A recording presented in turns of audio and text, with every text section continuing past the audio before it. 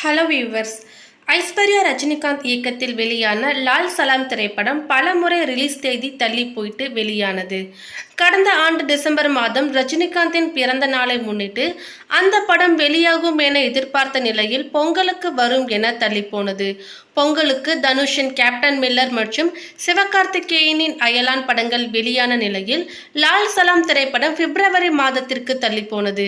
பிப்ரவரி மாதம் படம் வெளியான நிலையில் அந்த படம் பெரியதாக ஓடவில்லை.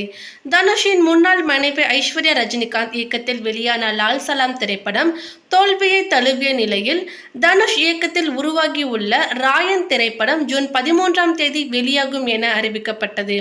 ஆனால் தற்பொழுது இந்தியன் 2 படத்தை போலவே இந்த படமும் ஜூலை மாதத்திற்கு தள்ளி போய் உள்ளது.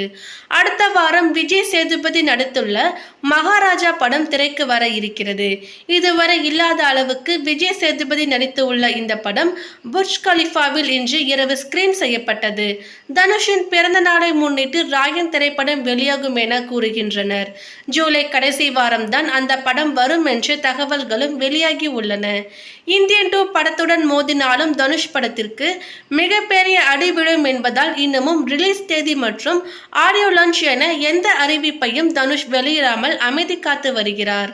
குரங்கு பொம்மை இயக்குனர் நிதிலன் சுவாமிநாதன் இயக்கத்தில் விஜய் சேதுபதி, மம்தா மோகன்தாஸ், அனுராக் காஷ்யப் உள்ளிட்ட பலர் நடித்துள்ள மகாராஜா திரைப்படம் விஜய் சேதுபதியின் 50வது படம் என்பதால் படம் வேற லெவலில் மிரட்டும் எனவும் கூறுகின்றனர்.